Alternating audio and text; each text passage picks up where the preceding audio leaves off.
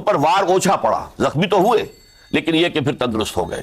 حضرت علی رضی اللہ تعالیٰ عنہ پر بہت کاری وار ہوا اور حضرت علی رضی اللہ تعالیٰ عنہ کی شہادت سن 35 ہجری میں ہو گئی۔ یہ جو خلافت راشدہ کا اختتام یا تو سن 35 ہجری میں حضرت علی کی شہادت سے سمجھا جائے گا، یا میری ذاتی رائے ہے کہ نہیں، اس میں حضرت حسن کا دور خلافت بھی شامل ہونا چاہیے۔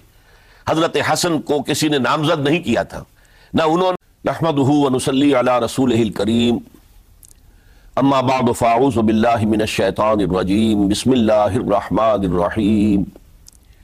ولا تقولوا لمن يقتل في سبيل الله اموات بل احياء ولكن لا تشعرون ولنبلونكم بشيء من الخوف والجوع ونقص من الاموال والانفس والثمرات وبشر الصابرين الذين اذا اصابتهم مصيبة قالوا انا لله وانا اليه راجعون اولئک علیہم صلوات من ربہم ورحمہ واولئک هم المہتدون۔ صدق اللہ العظیم۔ رب اشرح لی صدری ویسر لی امری واحلل عقدۃ من لسانی یفقہوا قولی۔ اللہم ربنا الہمنا رشدنا واعذنا من شرور انفسنا، اللہم ارنا الحق حقا وارزقنا اتباعہ وارنا الباطل باطلا وارزقنا اجتنابہ، آمین یا رب العالمین۔ معزز حاضرین اور محترم ناظرین و سامعین، السلام علیکم ورحمۃ اللہ وبرکاتہ۔ آج ہماری 6 روزہ تقاریر کی آخری کڑی ہے۔ آپ کو یاد ہوگا کہ سب سے پہلے خطاب میں ہم نے قرآن کا فلسفہ شہادت سمجھا، قرآن مجید میں یہ اصطلاح کس معنی میں آئی ہے، اور اس کے ساتھ ہی امت مسلمہ کا فرض منصبی، وَكَذَلِكَ جَعَلْنَاكُمْ أُمَّةً وَسَطًا لِتَكُونُوا شُهَدَاءَ عَلَى النَّاسِ وَيَكُونَ الرَّسُولُ عَلَيْكُمْ شَهِيدًا۔ تو اللہ کے دین کو بالفعل قائم کرنے کے لیے، تاکہ نوع انسانی پر ایک ابدی حجت قائم ہو جائے کہ اللہ کا دین قابل عمل ہے، اسے قائم کیا جا سکتا ہے، اور یہ بہترین سماجی نظام ہے، پولیٹیکو سوشو اکنامک سسٹم اس سے بہتر آج تک چشم فلک نے نہیں دیکھا۔ یہ حجت قائم کرنے کے لیے جن حضرات نے اپنی جانوں کا نذرانہ پیش کر دیا، گویا کہ وہ اللہ کے گواہ قرار پائے، ان کے لیے لفظ شہید استعمال کیا گیا۔ دوسرے لیکچر میں آپ کو یاد ہوگا کہ ہم نے یہ بات سمجھنے کی کوشش کی کہ جب اللہ کا دین جزیرہ نماء عرب میں قائم ہو گیا، اور گویا کہ ہم کہہ سکتے ہیں کہ انقلاب محمدی علی صاحب الصلاۃ والسلام کی تکمیل ہو گئی، تو جیسے کہ ہر انقلاب کے ساتھ ہوتا ہے، اس کے بعد کچھ کاؤنٹر ریولوشنری موومنٹس شروع ہوئیں۔ چنانچہ سب سے پہلے اندرون ملک عرب جھوٹے نبی کھڑے ہو گئے، نبوت کے جھوٹے دعوے دار، اور بہت سے لوگوں نے حکومت کو زکوٰۃ ادا کرنے سے انکار کر دیا، اور یہ فتنہ اتنا بڑا تھا کہ واقعہ یہ ہے کہ اگر اسے کرش نہ کر دیا جاتا تو انقلاب محمدی علی صاحب الصلاۃ والسلام اسی وقت ناکام ہو جاتا۔ یہ حضرت ابو بکر صدیق رضی اللہ تعالیٰ عنہ کے فضائل کا سب سے درخشاں باب ہے کہ انہوں نے اپنے عزم اور ہمت اور استقلال اور اللہ پر اعتماد، اللہ پر توکل اور بھروسے کے ساتھ ان دونوں فتنوں کو آئرن ہینڈ کے ساتھ کرش کر دیا، اور سال سوا سال ہی میں ان دونوں کاؤنٹر ریولوشنری موومنٹس کو ختم کر کے اس کے بعد انہوں نے جلد ہی اس نظام کا گویا کہ انچارج حضرت عمر رضی اللہ تعالیٰ عنہ کو بنا دیا کہ جو خلیفہ ثانی ہیں۔ پھر ہم نے دیکھا کہ حضرت عمر کے زمانے میں رضی اللہ تعالیٰ عنہ توسیع کا جو عمل ہے، توسیع انقلاب محمدی کا عمل بڑی تیز رفتاری کے ساتھ جاری ہوا، فتوحات کا سیلاب آیا، ایران پوری سلطنت تہس نہس ہو کر رہ گئی، اس کے پرچے اڑ گئے، سلطنت روما اپنے تمام شمالی افریقی مقبوضات سے محروم، مغربی ایشیا سے اسے بے دخل کر دیا گیا، صرف وہ یورپ کے اندر محدود ہو کر رہ گئی۔ اب ظاہر بات ہے کہ اس کے خلاف بھی تو پھر رد عمل ہونا تھا، کاؤنٹر ریولوشنری موومنٹس اٹھنی تھی۔ تو سب سے پہلے حضرت عمر رضی اللہ تعالیٰ عنہ کی خلافت اور اس کے چراغ کو بجھانے کے لیے ایران کی طرف سے رد عمل ظاہر ہوا۔ ہرموزان جو ایک بڑا ان کا جرنیل تھا، اس کی سازش اور ابو لولو فیروز کے ذریعے سے حضرت عمر رضی اللہ تعالیٰ عنہ کو شہید کر دیا گیا۔ سمجھا یہ گیا تھا کہ یہ ساری عمارت شاید اسی شخصیت کی بل پر کھڑی ہے، لہذا جب میدان سے حضرت عمر ہٹ جائیں گے تو یہ خلافت کی پوری عمارت جو ہے وہ زمین بوس ہو جائے گی۔ لیکن معلوم ہوا یہ عمارت محمد کی بنائی ہوئی تھی صلی اللہ علیہ وسلم۔ کھنڈر بتا رہے ہیں عمارت عظیم تھی، بڑی عظیم عمارت تھی جو حضور نے تعمیر کی تھی، لہذا حضرت عمر کی شہادت سے کوئی فرق واقع نہیں ہوا۔ حضرت عثمان رضی اللہ تعالیٰ عنہ آ گئے میدان میں، اور میں بتا چکا ہوں آپ کو کہ ان کے میں دور خلافت کے جو 12 سال ہیں ان میں سے پہلے 10 سال بالکل حضرت عمر فاروق رضی اللہ تعالیٰ عنہ کی خلافت کے دور کی مثال ہے۔ اسی تیزی کے ساتھ انقلاب جو ہے آگے بڑھ رہا تھا، فتوحات کا دائرہ پھیل رہا تھا، اور اندرون ملک پورا امن، سکون، اطمینان اور چین تھا۔ لیکن ان کی دور خلافت کے آخری دنوں میں اب یہودیوں کی طرف سے رد عمل اور ایک کاؤنٹر ریولوشنری موومنٹ عبداللہ ابن سبا کے ذریعے سے، کہ جس نے اسلام کا لبادہ اوڑھا اور منافقت کے پردے کے ساتھ وہ عالم اسلام میں داخل ہوا، اور اس نے چونکہ دیکھ لیا کہ پرانی چپقلش ہے، پرانی چشمک ہے جو قریش کے 2 بڑے قبیلوں کے مابین یا 2 بڑے گھرانوں کے مابین چلی آ رہی تھی، بنو ہاشم، بنو امیہ۔ تو پہلے 2 خلفاء جو تھے وہ نہ بنو ہاشم سے تھے نہ بنو امیہ سے تھے۔ حضرت ابو بکر صدیق بنو تیم سے تھے، حضرت عمر بنی عدی میں سے تھے، لیکن حضرت عثمان اب بنو امیہ میں سے تھے۔ اس کو انہوں نے گویا کہ دکھتی رگ بنا کر پکڑا اور پروپیگنڈا شروع کیا کہ خلافت تو بنو ہاشم کا حق ہے، کیونکہ حضور ہاشمی تھے صلی اللہ علیہ وسلم، تو گویا کہ عثمان غاصب ہیں رضی اللہ تعالی عنہ، بلکہ ان سے دونوں پہلو جو تھے حضرت عمر اور حضرت ابو بکر وہ بھی غاصب ہیں۔ اس کے ساتھ ہی فتنے کی مختلف شکلیں انہوں نے شروع کی۔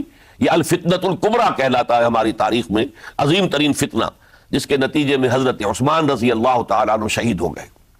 اور ان کی شہادت کے بعد اگرچہ خلافت حضرت علی رضی اللہ تعالیٰ عنہ کے ہاتھ میں آئی، لیکن یہ کہ باہمی خانہ جنگی کا وہ سلسلہ شروع ہوا جو حضرت علی کے دور خلافت جو 5 سالوں پر مشتمل ہے، اس کے دوران مسلسل خانہ جنگی رہی۔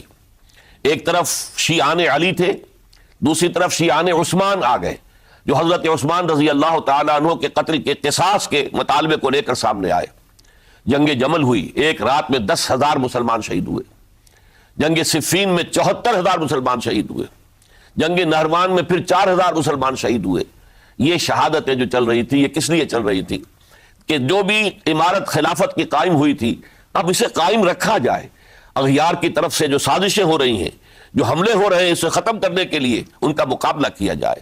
تو یہ اور اس کا یہ دور ختم ہوتا ہے حضرت علی کی شہادت پر رضی اللہ تعالی عنہ۔ اور یہ بات نوٹ کر لیجئے کہ حضرت علی کو شہید کرنے والے وہ خارجی تھے، عبد الرحمن ابن ملجم خارجی طبقے سے تعلق رکھتا تھا، جو پہلے حضرت علی کے لشکر کے شامل تھے، لیکن جب حضرت علی نے رضی اللہ تعالی عنہ تحکیم اور ثالثی کی تجویز قبول کر لی تو وہ ناراض ہو گئے کہ اللہ تعالیٰ ہی ہے حاکم اور حکم، ان الحکم الا للہ، یہ انسانوں کو حکم کیوں بنا لیا گیا؟ اور اس میں اتنی شدت اختیار کی کہ وہ علیحدہ ہو گئے، اس لیے انہیں خوارج کہا گیا۔ انہوں نے رائے یہ قائم کر لی جو مسلمان کبھی کوئی گناہ کبیرہ کا ارتکاب کرے گا وہ کافر قرار پائے گا، جب کافر ہوگا تو گویا کہ مرتد ہے تو واجب القتل، اس کا مال، اس کی عزت سب مباح ہے۔ یہ ہمارا سب سے پہلا گمراہ ترین فرقہ تھا۔ انہی میں سے 3 افراد نے بیٹھ کر اسکیم بنائی کہ یہ 3 افراد ایسے ہیں کہ جن کو اگر میدان سے ہٹا دیا جائے تو شاید مسلمانوں کی باہمی خانہ جنگی ختم ہو جائے اور مسلمان پھر کسی ایک خلیفہ پر راضی ہو جائیں۔ اور یہ تینوں کافر ہیں، معاذ اللہ ثم معاذ اللہ۔ حضرت علی کافر ہیں، ان کو قتل کرنے کی ذمہ داری عبد الرحمن ابن ملجم نے لی۔ حضرت معاویہ قاتل ہیں، ان کے لیے کسی اور کو اسائن کیا گیا۔ عمرو بن العاص قاسم ہیں، ان کے لیے کسی اور کو اسائنمنٹ دی گئی۔ ہوا یہ کہ حضرت عمرو بن العاص وہ تو اس روز فجر کی نماز میں آئے نہیں، ان کی جگہ جو امام تھا وہ شہید کر دیا گیا۔ حضرت معاویہ رضی اللہ تعالی عنہ ان پر وار اوچھا پڑا، زخمی تو ہوئے لیکن یہ کہ پھر تندرست ہو گئے۔ حضرت علی رضی اللہ تعالی عنہ پر بہت کاری وار ہوا اور حضرت علی رضی اللہ تعالی عنہ کی شہادت سن 35 ہجری میں ہو گئی۔ یہ جو خلافت راشدہ کا اختتام یا تو سن 35 ہجری میں حضرت علی کی شہادت سے سمجھا جائے گا، یا میری ذاتی رائے ہے کہ نہیں، اس میں حضرت حسن کا دور خلافت بھی شامل ہونا چاہیے۔ حضرت حسن کو کسی نے نامزد نہیں کیا تھا، نہ انہوں نے اپنی امیدواری کے ساتھ اپنی طاقت کے بل پر خلافت حاصل کی تھی، بلکہ حضرت علی سے جب یہ کہا گیا تھا کہ کیا ہم آپ کے بیٹے حسن کے ہاتھ پر بیعت کر لیں، تو انہوں نے فرمایا تھا کہ میں نہ تمہیں روکتا ہوں نہ حکم دیتا ہوں، یہ تمہارا معاملہ ہے، تم جسے مناسب سمجھو اس کے ہاتھ پر بیعت کر لو۔ حضرت حسن رضی اللہ تعالیٰ عنہ نے جن کے ہاتھ پر جو بیعت ہوئی، اب معاملہ یہ ہو گیا کہ امیر معاویہ رضی اللہ تعالیٰ عنہ وہ ایک لشکر لے کر شام سے چلے۔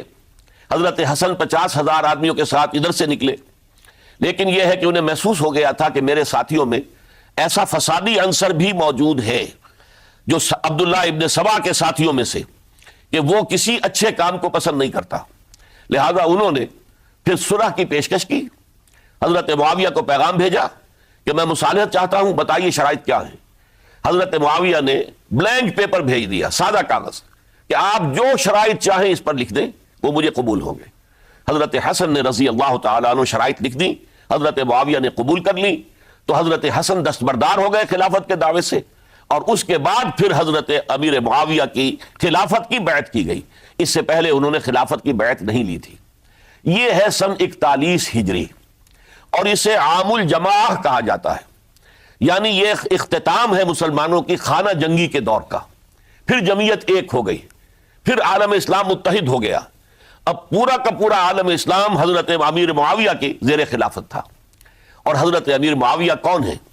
وہ خود ایک صحابی رسول ہیں، جلیل القدر صحابی رسول ہیں، اور آپ کو میں نے کل بھی بتایا تھا کہ حضرت معاویہ رضی اللہ تعالیٰ عنہ کی ایک ہمشیرہ ام حبیبہ رضی اللہ تعالیٰ عنہ حضور کے ازواج مطہرات میں سے ہیں، تو حضور کے گویا کے برادر نسبتی ہوئے۔ جو چند لوگ جو وحی کے لکھنے پر جو کاتبین وحی جو حضور نے مقرر کیے تھے، ان میں سے ایک حضرت معاویہ بھی ہے۔ پھر حضرت معاویہ کے لیے حضور کی دعا ہمیں ملتی ہے، اللہم اجعلہ ہادیا مہدیا، اے اللہ اسے ہادی ہدایت دینے والا بنا دے، اور مہدی بنا دے جو ہدایت یافتہ ہو۔ تو یہ ان کی شان ہے۔ اور پھر یہ کہ ان کے زمانے میں جب عالم اسلام متحد ہو گیا، داخلی خلفشار ختم ہو گیا، تو فتوحات کا سلسلہ بھی دوبارہ جاری ہو گیا۔ حضرت علی رضی اللہ تعالیٰ عنہ کے 5 سالہ دور خلافت میں کوئی توسیع نہیں ہو سکی تھی دارالاسلام کی، کوئی مزید علاقے جو ہیں سلطنت اسلامی میں شامل نہیں کیے جا سکے تھے، اس لیے کہ سارا معاملہ تو داخلی خلفشار کا تھا۔ وہ جو خانہ جنگی ہو رہی تھی، ایک دوسرے کی تیروں اور تلواروں اور نیزوں سے 1 لاکھ کے قریب مسلمان ختم ہو گئے تھے، تو اندر سے گویا کہ موشن ٹوٹ گیا اس سیلاب کا۔ تو سیلاب پھر دوبارہ جب امت جمع ہو گئی عام الجماع کے بعد، تو حضرت معاویہ رضی اللہ تعالیٰ عنہ ان کا دور خلافت اب 20 برس ہے، اندازہ کیجئے، یہ پورے 20 برس کوئی اندرونی خلفشار نہیں ہوا، کوئی جھگڑا نہیں ہوا، کوئی فساد نہیں ہوا، بلکہ جو فتوحات کا دائرہ تھا شروع ہو گیا۔ مکران اور سندھ کے علاقے فتح ہوئے، کابل اور یہ افغانستان کا علاقہ فتح ہوا، ترکستان کے علاقوں کے اندر پیش قدمی ہوئی، ادھر یہ کہ قیصر سلطنت روما کا اس کے مرکزی شہر قسطنطنیہ پر حملہ کیا گیا، جس کے لیے کہ حضور کی حدیث موجود تھی پیشن گوئی کے طور پر، اول جیش یغزو مدینۃ القیصر مغفورون لہم، حضور نے فرمایا تھا کہ جو پہلا لشکر قیصر کے شہر پر حملہ کرے گا تو وہ سب کے سب وہ مغفرت پا جائیں گے، اللہ تعالیٰ ان کی مغفرت فرما دے گا۔ اگرچہ کامیابی نہیں ہوئی، لیکن اس پیشن گوئی کی وجہ سے آپ کو معلوم ہے کہ حضرت ایوب رضی اللہ تعالی عنہ ان کو بھی اس پیشن گوئی کی وجہ سے، حالانکہ 90 برس سے اوپر عمر تھی، لیکن وہ بھی کہا انہوں نے کہ میں بھی اس میں جانا چاہتا ہوں، چنانچہ اس لشکر میں گئے، وہی فوت ہوئے۔ بہرحال یہ سارے کارنامے اپنی جگہ پر، امن و امان اپنی جگہ پر، اس کے باوجود اہل سنت والجماعت حضرت معاویہ کے دور خلافت کو خلافت راشدہ میں شامل نہیں سمجھتے۔ اس کی وجہ کیا ہے؟ خلافت راشدہ کی شرط اولین قرآن مجید کے حکم کے مطابق امرہم شورا بینہم، مسلمانوں کے باہمی معاملات باہمی مشورے سے طے پاتے ہیں۔ حضرت ابوبکر صدیق رضی اللہ تعالیٰ عنہ سقیفہ بنی سعدہ کے اندر مشورے کے بعد ان کو منتخب کیا گیا اور ان کے ہاتھ پر بیعت ہوئی۔ حضرت عمر رضی اللہ تعالیٰ عنہ کو حضرت ابوبکر نے مسلمانوں سے مشورہ کر کے پھر نامزد کیا۔ حضرت عثمان کے لیے حضرت عمر رضی اللہ تعالیٰ عنہ نے اپنے جانشین کے لیے 6 افراد پر مشتمل کمیٹی بنا دی، جو بڑے سے بڑے جو اصحاب جو جن کے بارے میں کہا گیا ہے کہ جن کو دنیا ہی میں بشارت دے دی گئی تھی، جو عشرہ مبشرہ میں سے جو باقی تھے، ان کے اوپر مشتمل کمیٹی بنا دی کہ آپ لوگ طے کر لیں اور اپنے سے کسی ایک پر جمع ہو جائیں۔ اس اعتبار سے حضرت علی کے ہاتھ پر بھی جو بیعت ہوئی ہے تو وہ اہل مدینہ کے دباؤ پر ہوئی ہے، ان کے مطالبے پر ہوئی ہے۔ حضرت علی خود جو ہے وہ خلافت کے مدعی نہیں تھے بلکہ انکار کرتے رہے، چونکہ فتنے کا دور تھا۔ حضرت عثمان شہید ہوئے تھے، مسلمانوں کے دل زخمی تھے۔ اس حالت میں وہ سمجھتے تھے کہ اگر میں یہ خلافت جو ہے اپنے ہاتھ میں لے لوں گا تو ہو سکتا ہے کہ اس کا حق ادا نہ کر سکوں، لیکن یہ کہ جب انہوں نے دیکھا کوئی اور بھی تیار نہیں، طلحہ بھی تیار نہیں، زبیر بھی تیار نہیں، تو آخر مسلمانوں کو بغیر امارت کے چھوڑا تو نہیں جا سکتا، تو حضرت علی نے وہ قبول کر لی۔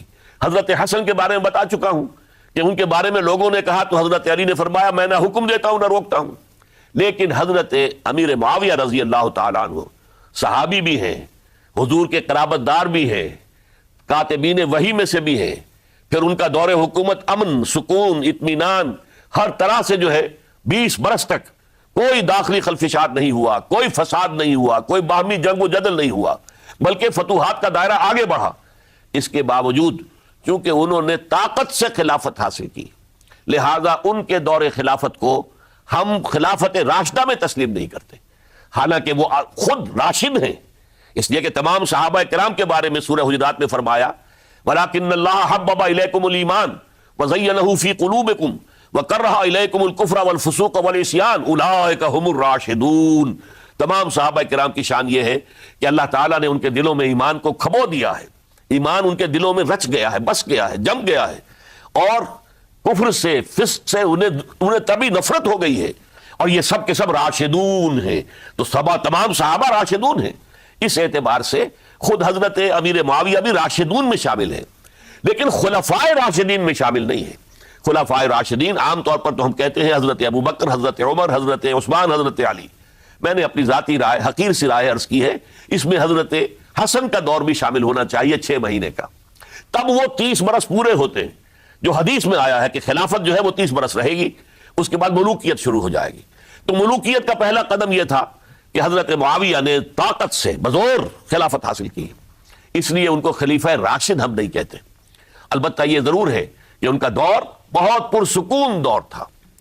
البتہ جب 10 برس گزر گئے حضرت معاویہ کے دور حکومت کو، اب میں یہاں لفظ خلافت کی بجائے دور حکومت استعمال کر رہا ہوں، کیونکہ خلافت راشدہ سے ذرا اس کا فرق واضح ہو جائے، تو اس وقت ایک اور صحابی، جلیل القدر صحابی مغیرہ ابن شعبہ رضی اللہ تعالیٰ عنہ، وہ حضرت معاویہ کے پاس آئے اور انہوں نے یہ کہا کہ دیکھیے اگر آپ نے اپنے بعد اپنا جانشین نامزد نہ کیا تو ہو سکتا ہے پھر فسادات پیدا ہو جائے، پھر مختلف لوگ خلافت کا دعویٰ لے کر کھڑے ہو جائیں، پھر خانہ جنگی ہو جائے۔ 5 برس کی خانہ جنگی میں 1 لاکھ سے زیادہ مسلمان شہید ہو چکے ہیں، قتل ہو چکے ہیں، ہلاک ہو چکے ہیں۔ اب دوبارہ وہی دور نہ آ جائے، لہذا آپ اپنا جانشین نامزد کر دیجئے۔ امیر معاویہ ریلیکٹنٹ تھے، لیکن انہوں نے دلائل دیے، دلائل مضبوط تھے۔ انہوں نے کہا کہ اب کبار صحابہ دنیا سے رخصت ہو چکے، وہ جماعت کہ جن کی تربیت اور تزکیہ، جن کی تعلیم حضور نے خود کی تھی اور ان کو اندر سے پاک کر دیا تھا، ان کی نیتیں بالکل پاک ہو چکی تھی، کوئی نفسانیت ان میں نہیں رہی تھی، وہ جماعت تو اکثر و بیشتر اب ختم ہو چکی، فوت پا چکے، وفات ہو چکی۔ لہذا اب جو ہے اکثر و بیشتر نو مسلم ہیں جو بعد کے فتوحات کے ذریعے سے اسلام لائے ہیں، لہذا ان کے اندر نہ وہ پختگی ہے، نہ ان کے اندر وہ تقوی ہے، نہ تدین ہے، نہ اصول پرستی ہے۔ اسلام کی پوری تعلیمات جو ہیں وہ ان کے وجود کے اندر، ان کے شعور کے اندر گہری اتری ہوئی نہیں ہے، لہذا اب صورتحال وہ نہیں رہ سکے گی جو حضرت ابو بکر یا حضرت عمر یا حضرت عثمان یا حضرت علی کے زمانے میں تھی، لہذا آپ نامزد کیجئے۔ یہ بھی بتا دوں کہ مغیرہ ابن شعبہ کون تھے رضی اللہ تعالیٰ عنہ۔ نمبر 1 یہ ہے کہ یہ اصحاب شجرہ میں شامل ہیں، جن 1400 یا 1800 افراد نے حضور سے بیعت کی تھی صلح حدیبیہ سے متصل قبل، اس درخت کے نیچے بیٹھ کر جس کے بارے میں سورہ فتح میں فرمایا گیا کہ لقد رضی اللہ عن المؤمنین اذ یبایعونک تحت الشجرہ، اللہ ان تمام اہل ایمان سے راضی ہو گیا جو ہے نبی صلی اللہ علیہ وسلم آپ کے دست مبارک پر بیعت کر رہے تھے اس درخت کے نیچے، ان میں سے موجود، ان میں یہ مغیرہ ابن شعبہ ہے۔ پھر مغیرہ ابن شعبہ وہ ہے کہ حضرت علی اور امیر معاویہ ان کے درمیان جو خانہ جنگی ہوئی اس میں ہمیشہ حضرت علی کے ساتھ رہے، حضرت علی کے ہی وہ سپورٹر تھے، ان کے ساتھ تھے۔ اس پہلو سے اچھی طرح سمجھ لیجئے کہ یہ نہیں ہے کہ وہ در حقیقت کو پہلے سے وہ امیر معاویہ کے ساتھی تھے، نہیں، لیکن اب جو صورتحال وہ دیکھ رہے تھے، جہاں دیدہ انسان تھے، بہت بڑے سیاستدان تھے، جانتے تھے حالات کو، حالات کے نفس پر ان کا ہاتھ تھا، لہذا انہوں نے یہ مشورہ دیا اور پھر امیر معاویہ نے اس مشورے کو قبول کر لیا اور یزید کی ولی عہدی کا اعلان کر دیا۔ یہ بالکل مڈل ہے، حضرت امیر معاویہ کے دور خلافت کا درمیان، یہ 10 سال جب ہو گئے تھے حضرت امیر معاویہ کی خلافت کو یا حکومت کو، تب یہ معاملہ پیش آیا اور یزید کے ہاتھ پر یہ بیعت ولی عہدی تمام جو بھی مختلف گورنرز تھے ان کے ذریعے سے کہہ دیا گیا اپنے اپنے علاقے کے لوگوں سے بیعت لے لو۔ یہ بیعت عام طور پر لوگوں نے کر لی، البتہ 5 شخصیتیں جو بہت نمایاں تھیں انہوں نے اس بیعت سے انکار کیا۔ ان میں کون تھے ذرا نوٹ کیجئے۔ حضرت ابو بکر فوت ہو چکے، ان کے بیٹے عبد الرحمن ابن ابی بکر۔ حضرت عمر فوت ہو چکے، ان کے بیٹے عبداللہ ابن عمر۔ حضرت زبیر فوت ہو چکے، ان کے بیٹے عبداللہ ابن زبیر۔ حضرت عباس فوت ہو چکے، ان کے بیٹے عبداللہ ابن عباس۔ حضرت علی شہید ہو چکے، ان کے بیٹے حسین ابن علی رضی اللہ تعالی عنہم اجمعین۔ یہ 5 جو امت کے بہت بڑے 5 افراد کے گویا کے وہ چشم و چراغ تھے ان گھرانوں کے، انہوں نے انکار کیا۔ اور ان میں خاص طور پر عبد الرحمن ابن ابی بکر نے یہ جملہ کہا کہ تم چاہتے ہو کہ قیصر و کسریٰ کی سنت پر عمل کرو کہ باپ کے بعد بیٹا حاکم بن جائے، یعنی ایک قدم تو خلافت کا نظام پہلے ہی نیچے اتر چکا۔ مشاورت سے تو حضرت امیر معاویہ کا بھی جو نسب ہوا ہے وہ مشاورت سے نہیں ہوا۔ ایک درجے میں وہ جو اللہ تعالیٰ کے رسول نے عمارت بنائی تھی شاندار، اس خلافت کا جو سیاسی نظام تھا اس میں ایک تو کڑی آ چکی زوال کی کہ ایک شخص نے طاقت کے ذریعے سے خلافت حاصل کر لی۔ اب اس کی اگلی کڑی لانا چاہتے ہو کہ قیصر و کسریٰ کے طریقے سے خاندان کے اندر، ایک قبیلے کے اندر یہ خلافت جو ہے یا حکومت جو ہے نسل بعد نسل، باپ کے بعد بیٹا اور بیٹے کے بعد پوتا، اس کو ہم کبھی گوارا نہیں کریں گے۔ حضرت امیر معاویہ بہت دانشمند انسان تھے، انہوں نے ان 5 حضرات پر کوئی تشدد نہیں کیا، کوئی جبر نہیں کیا، بلکہ رہنے دیا، ٹھیک ہے یہ بیعت نہیں کر رہے، ابھی تو بیعت ولی عہدی ہے، کوئی حرج نہیں۔ لہذا کوئی جھگڑا، کوئی اس وجہ سے کوئی فساد، اس بنا پر کوئی جنگ نہیں ہوئی۔ 10 سال گزر گئے، یعنی 10 سال تک یزید ولی عہد رہا ہے، 10 سال تک، اور اس سوائے ان 5 بڑی شخصیتوں کے جو پوری امت تھی، عوام الناس تھے، ان سب نے اسے قبول کیا۔ یہ صورتحال اب جب پیدا ہوئی جب حضرت امیر معاویہ کا انتقال ہو گیا، یہ سن 60 ہجری ہے، اب سوال پیدا ہوا کہ وہ ولی عہدی کی بیعت اب بیعت خلافت میں منتقل ہو جائے گی۔ لہذا پھر یہ ہوا کہ سب لوگوں سے، سب گورنروں کو لکھ دیا گیا تمام صوبوں کے اندر کہ اپنے اپنے لوگوں سے بیعت لے لو۔ ظاہر بات ہے کہ وہاں کوئی ریفرنڈم نہیں ہوتا تھا، کوئی ووٹ نہیں ہوتے تھے کہ اس کی پرچیاں ڈالی جا رہی ہوں، ایک ایک شخص سے رائے لینا نہیں ہوتی تھی، بلکہ اس وقت کی جمہوریت یہ تھی اور شورائیت یہ تھی کہ ڈفرنٹ کلینز ہیں، ڈفرنٹ فیملیز ہیں، ڈفرنٹ ٹرائبز ہیں، ان کے سردار، ان کے بڑے لوگ، ان کے اہم لوگ بیعت کر لیں تو گویا کہ سب کی بیعت ہو گئی۔ وہ ایک قبائلی نظام تھا اور اس میں یہ نہیں تھا نظام کے ووٹ بنے ہوئے ہوں اور اس کی پرچیاں ڈالی جا رہی ہوں۔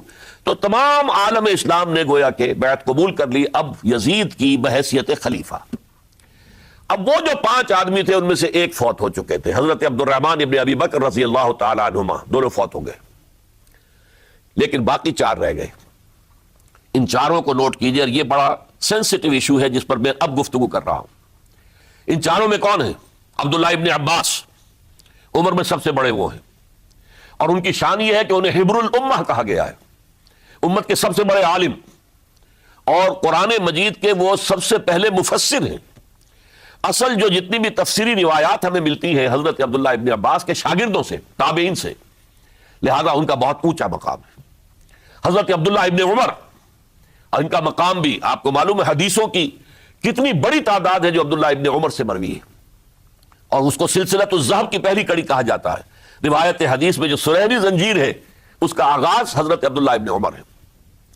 ایک طرف یہ دونوں ہو گئے، ان دونوں کی رائے کیا ہوئی؟ اگرچہ کام غلط ہوا ہے، یہ اس طریقے سے قیصر و کسریٰ کی روایت پر عمل کرنا غلط ہے، لیکن یہ اتنی بڑی غلطی نہیں ہے کہ اس کی وجہ سے باہمی جنگ و جدال ہو، خوریزی ہو، ایک دوسرے کی گردنیں کاٹی جائیں اور فتنہ و فساد پیدا کر دیا جائے۔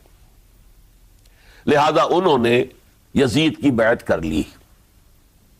2 حضرات رہ گئے، یہ نسبتاً نوجوان ہیں، ان دونوں کی پیدائش ہجرت کے بعد ہوئی ہے۔ ہجرت کے بعد پہلا بچہ جو مہاجرین میں پیدا ہوا ہے وہ عبداللہ ابن زبیر ہے، بلکہ کچھ عرصے تک مہاجرین میں جب کوئی پیدائش نہیں ہوئی تو وہ مکے مدینہ کے منافقین نے کہنا شروع کر دیا تھا کہ یہ یہاں کے کمزور ہو گئے، نامرد ہو گئے، ان کی اولاد اب چلے گی نہیں۔ تو عبداللہ ابن زبیر جب پیدا ہوئے، اور آپ کو معلوم ہونا چاہیے وہ حضرت ابوبکر صدیق کے نواسے ہیں، حضرت عائشہ صدیقہ کی ہمشیرہ حضرت اسماء کے بیٹے ہیں عبداللہ ابن زبیر، اور زبیر بہت شجاع، بہت ہی بہادر انسان تھے۔ تو عبداللہ ابن زبیر کے اندر بھی وہی کیفیات تھی۔ انہوں نے کہا نہیں، اس غلطی کو ہم برداشت نہیں کریں گے، خون ریزی ہوتی ہے تو ہو، لیکن ہم اسلامی نظام کو نیچے اترتا ہوا نہیں دیکھ سکتے۔ جیسے کبھی حضرت ابوبکر نے فرمایا تھا ایبدل الدین وانا حی، کیا دین میں ترمیم اور تنسیخ کر دی جائے گی، دین کو بدل دیا جائے گا، دین میں تحریف کر دی جائے گی جبکہ میں ابھی زندہ ہوں، میں جیتے جی یہ نہیں ہونے دوں گا۔ حضرت عبداللہ ابن زبیر کی یہ رائے ہوئی وی ہیو ٹو چیلنج، ہم مقابلہ کریں گے، ہم اسے پیسیولی قبول نہیں کریں گے۔ انہوں نے بیعت سے انکار کیا اور مدینہ چھوڑ کر مکے جا کر حرم کے اندر پناہ گزین ہو گئے۔ یہی معاملہ حضرت حسین ابن علی رضی اللہ تعالی عنہما کا تھا، وہ بھی نہایت شجاع، نہایت جری، نہایت بہادر۔ انہوں نے بھی کہا کہ یہ غلط قیصر و کسریٰ کی روایت جو شروع ہو رہی ہے اسے ہم نے ریزسٹ کرنا ہے اور اسے ہم آگے نہیں چلنے دیں گے۔ ان پر بھی جب دباؤ ڈالا گیا کہ بیعت کرو تو وہ کچھ وقت مانگ کر کہ دیکھیے میں ایسا شخص نہیں ہوں کہ تنہائی میں علیحدہ کمرے میں بیٹھ کر بیعت کروں، جب عمومی بیعت لوگے تم سب سے تو میں بھی آ جاؤں گا، اس وقت جو فیصلہ کریں گے۔ تو بس اس وجہ سے پھر وہ گورنر جو تھا اس وقت مدینے کا، اس سے اجازت لے کر آ گئے اور راتوں رات وہاں سے نکل کر وہ بھی مکے پہنچ گئے۔ تو اب یہ چار جو ہیں دو گروہوں میں تقسیم ہو گئے، 2+2۔ دو کی رائے یہ ہوئی کہ بات غلط ہے لیکن اس کی بنا پر خوریزی، جنگ و جدال، جنگ آپس میں خوریزی کرنا یہ صحیح نہیں ہے، بلکہ مصلحت اس میں ہے کہ اس کو قبول کر لیا جائے، پھر اللہ تعالیٰ کو بہتر حالات پیدا کرے گا اس کے ذریعے سے، تعلیم کے ذریعے، تلقین کے ذریعے سے۔ جیسے نبی اکرم صلی اللہ علیہ وسلم نے اتنا عظیم انقلاب برپا کیا تھا، ہم کوشش کریں گے کہ نظام حکومت کی اصلاح ہو جائے، لیکن اس وقت اگر ہم اڑ گئے تو پھر گویا کہ خوریزی اور فساد اور باہمی جو جنگ ہے وہ شروع ہو جائے گی۔ اور دو حضرات کی رائے ہوئی کہ نہیں، ہمیں ہر صورت میں رجسٹ کرنا ہے، خوریزی ہوتی ہے تو ہو، ہمیں جانے دینی پڑتی ہے تو دیں گے، ہم شہادت قبول کریں گے لیکن اس غلطی کو قبول نہیں کر سکتے۔ تو میں اس کے لیے عرض کر رہا ہوں یہ تیسری شہادتوں کا جو دور شروع ہوا ہے، پہلا شہادتوں کا دور حضور کا دور، دین کو قائم کرنے کی جد و جہد میں جنہوں نے جانے دی ہیں۔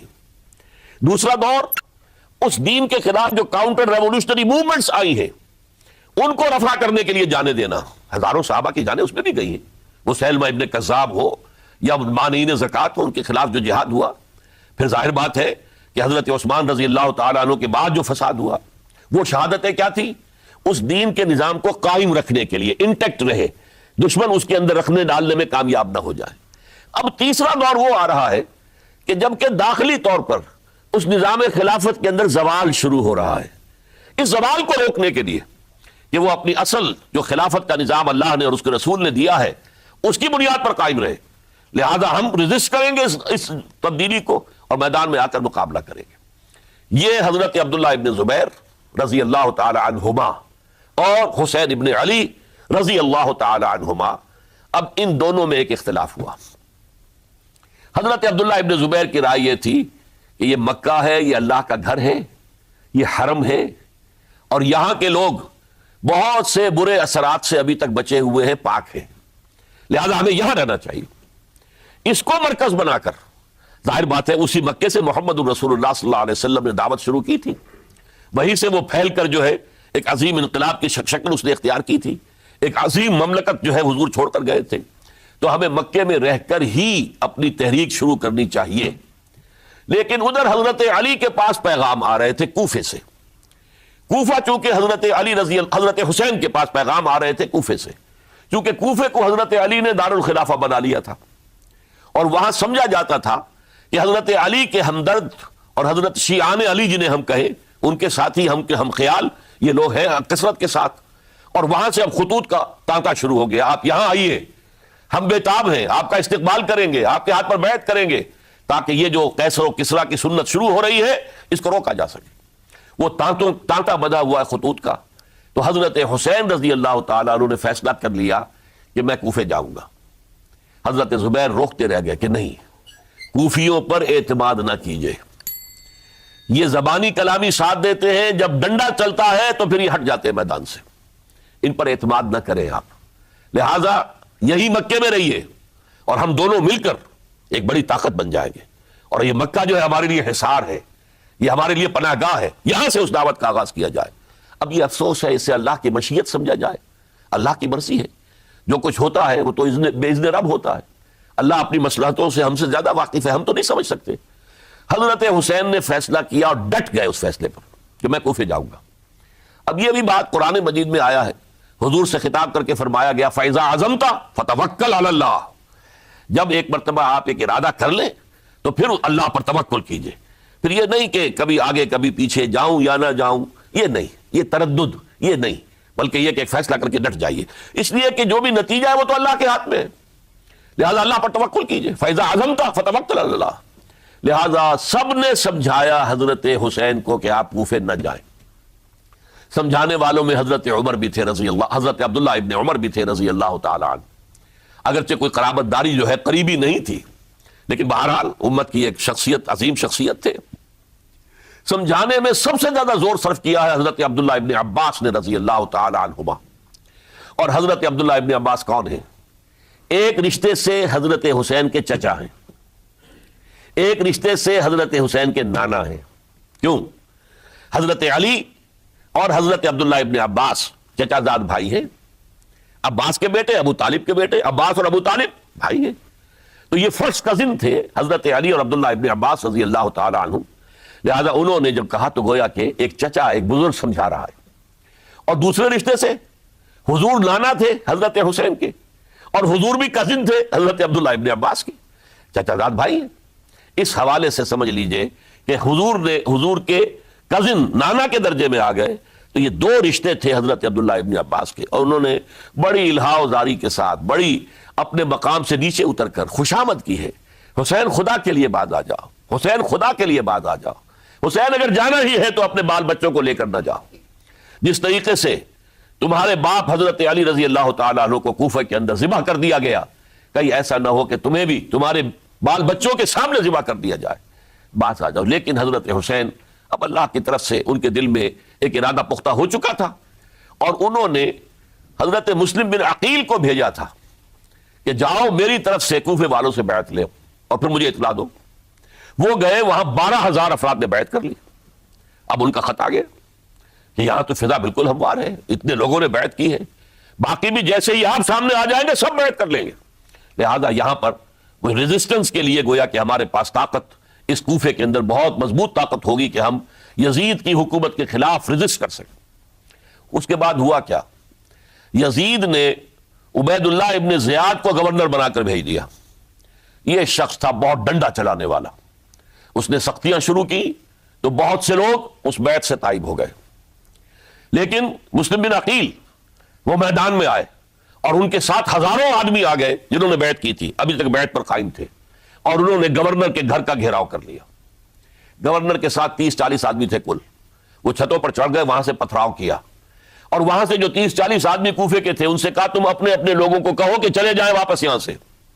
انہوں نے اوپر سے کہنا شروع کیا، ڈرایا، بہت خوفناک نتیجہ نکلے گا، اب عبید اللہ ابن زیاد تم سب کو ہلاک کر دے گا.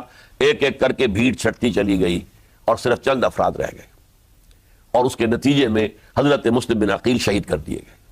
بلکہ ایک شخص حانی نے انہیں پناہ دی تھی کوفے میں، ان کو بھی قتل کر دیا گیا، شہید کر دیا گیا. اس پر یہ ہے کہ انہوں نے ایک شخص کے ذریعے سے پیغام دیا قتل کیے جانے سے پہلے کہ دیکھو میرا تو وقت آ گیا ہے، میں تو اب قتل ہو جاؤں گا، شہید کر دیا جاؤں گا، تو میرا پیغام حسین تک پہنچا دو رضی اللہ تعالیٰ عنہ کہ یہاں یہ بغاوت ہو گئی. لوگوں نے، کوفیوں نے، الکوفی لا یوفی، کوفی جو ہے وہ پورا نہیں کرتا اپنے عہد کو اور وفا کو. اس کا ایک ثبوت ہمیں مل گیا ہے، یہ سب کے سب منحرف ہو گئے بیعت سے. آپ جہاں تک آ گئے وہاں سے واپس چلے جائیے. جب حضرت حسین کے پاس یہ پیغام پہنچا اور انہوں نے ارادہ کیا کہ ٹھیک ہے یہ تو حالات بدل گئے، لہذا واپس چلنا چاہیے، شاید عبداللہ ابن زبیر کی رائے ہی صحیح ہے، ہمیں مکے ہی میں بیٹھ کر کام کرنا چاہیے. لیکن اب جو ہے عرب کا ایک خاص مزاج ہے. حضرت مسلم بن عقیل کے بیٹے آڑے آ گئے، اب ہم اپنے باپ کے خون کا قصاص لیے بغیر نہیں جائیں گے. اور حضرت حسین رضی اللہ تعالیٰ عنہ بامروت انسان، شریف النفس انسان، کیسے ممکن تھا غیرت مند غیور انسان وہ کیسے ان کی بات کو رد کر دیتا؟ لہذا اچھا چلو چلتے ہیں کوفے کی طرف۔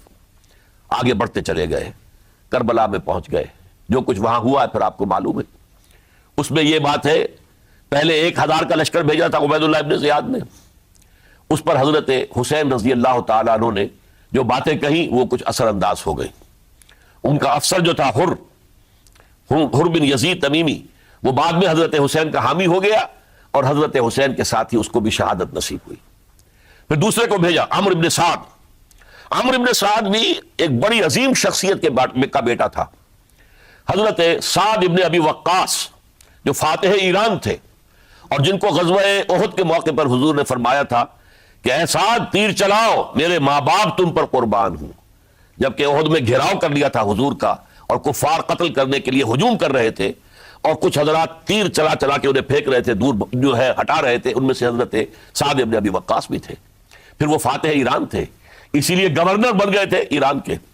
سعد جو ہے ان کا بیٹے، یہ عمرو جو ہے یہ اب ایک بڑے صوبے کا گورنر بھی تھا، اس وقت 4000 آدمی دے کر بھیجا، وہ بھی نرمی کرتا رہا، اس نے کوئی تشدد نہیں کیا، اس کے اندر بہرحال اپنے عظیم باپ کے خون کا کچھ اثر تھا۔ لیکن یہ کہ پھر ابن زیاد کو اطلاع مل گئی کہ عمرو ابن سعد جو ہے وہ تو لے تو لال کر رہا، حملہ نہیں کر رہا، قتل نہیں کر رہا، بلکہ یہ کہ وہ تو اس راستہ بھی دینے کے لیے تیار ہے کہ نہ مدینے کی طرف جائیے اور نہ آپ مکے کی طرف جائیے، نہ کوفے کی طرف جائیے، بلکہ آپ چاہے تو دمشق چلے جائیں، یزید سے اپنا معاملہ کر لیں۔ اس پر ابن زیاد نے پھر وہاں سے خط لکھا ہے، میں نے تمہیں اس کام کے لیے بھیجا تھا، میں نے تمہیں حکم دیا تھا حسین سے میری بیعت لو، یعنی میری بیعت کے ذریعے یزید کی بیعت لو اور اسے پکڑ کر لا کر میرے سامنے پیش کرو۔ لہذا پھر اس نے ایک بہت خونخوار شخص کو زیادہ فوج دے کر بھیجا ہے، اور وہ جو ہے اس نے آ کر جو ہے شمر نے پھر اس نے فیصلہ کن معاملہ کیا۔ حضرت حسین رضی اللہ تعالیٰ عنہ نے ان دنوں میں جو وہاں گزرے ہیں، جتنے بھی کوفی آئے ہوئے تھے نا، اکثر و بیشتر تو کوفے کے لوگ تھے، ان سے کہا کہ میں خود نہیں آیا، تم نے مجھے بلایا تھا، اے فلاں ابن فلاں کیا تم نے مجھے خط نہیں لکھا تھا کہ آؤ؟ اے فلاں ابن فلاں کیا تم نے مجھے پیغام نہیں بھیجا تھا کہ یہاں تشریف لائیے؟ اور دیکھو میرے پاس تمہارے خطوط موجود ہیں۔ وہ ایک تھیلا جس میں کہ خطوط ہے وہ بھی لا کے میدان میں رکھ دیا۔ یہ حضرت حسین رضی اللہ تعالیٰ عنہ کی شرافت اور اپنی صاف دلی، کوئی اس کے اندر عیاری نہیں تھی ان کے اندر، معاذ اللہ ثم معاذ اللہ، لیکن یہ کہ اس کا نتیجہ اچھا نہیں نکلا۔ نتیجہ کیا نکلا؟ اب انہیں پتا چل گیا کوفیوں کو، اگر اب حسین زندہ دمشق پہنچ گئے یزید کے پاس تو یہ ہم سب کا بھاڑا پھوڑ دیں گے، ہماری شامت آ جائے گی، لہذا اب تو کسی صورت انہیں زندہ نہیں رہنے دینا۔ یہ ایک بڑا اہم واقعہ، نوٹ کر لیجئے اس کو، اس لیے کہ حضرت حسین نے ایک ایک کا نام لے کر اے فلاں ابن فلاں، اے فلاں ابن فلاں، اے فلاں ابن فلاں، کیا تم نے خط نہیں لکھا تھا؟ کیا تمہارا پیغام نہیں تھا؟ اب انہوں نے دیکھا کہ یہ بہانہ اگر یزید کے ہاں جا کر پھوڑ دیا گیا تو پھر ہماری خیر نہیں ہوگی۔ یہی وجہ ہے حضرت حسین کو شہید کرنے کے بعد، یہ نوٹ کر لیجئے، 72 آدمی تھے کل، جس کو کہہ لیں لشکر حضرت حسین کا رضی اللہ تعالیٰ عنہ، ان میں سے 20 خاندان بنی ہاشم کے چشم و چراغ تھے۔ وہ بڑی بہادری سے لڑے ہیں، بڑی بہادری سے لڑے، ایک ایک نے لڑ کر جان دی ہے، بہت سو کو مارا ہے۔ یقاتلون فی سبیل اللہ فیقتلون ویقتلون، قتل کر بھی رہے تھے، قتل ہو بھی رہے تھے، ایک ایک کر کے قتل ہو رہے تھے، شہید ہو رہے تھے۔ 20 جو ہے خاندان بنی ہاشم میں سے شہید ہوئے ہیں۔ حضرت حسین رضی اللہ تعالیٰ عنہ کا ایک بہت ہی انفنٹ چھوٹا بچہ وہ بھی شہید ہوا ہے۔ باقی سب مرد، تمام مرد، سوائے ایک حضرت حسین کے بیٹے حضرت علی بن حسین زین العابدین کے لائے بعد میں، وہ بیمار تھے، وہ جنگ میں حصہ نہیں لے سکتے تھے، وہ بچ گئے صرف۔ اچھا، حضرت حسین شہید ہو گئے، یہ ہے 10 محرم الحرام سن 61 ہجری۔ کیا مطلب ہے؟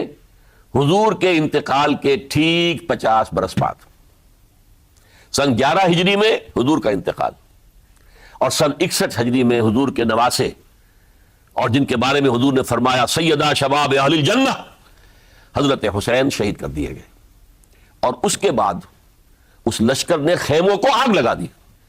یہاں نقطہ سمجھ لیجیے، آگ کیوں لگائی؟ انہیں معلوم تھا ہمارے خلاف ڈاکومنٹری پروف موجود ہے وہاں پر، وہ ہمارے خطوط کے تھیلے وہاں موجود ہیں، اگر وہ باقی رہ گئے تو ہماری شامت آ جائے گی، ہمیں کون بچائے گا؟ ورنہ ظاہر بات ہے کہ اگر تو وہ دشمنی کے انداز میں بات ہوتی تو خواتین کی بھی بے حرمتی کی گئی ہوتی، لیکن نہیں، کسی نے، ظاہر بات ہے کہ خان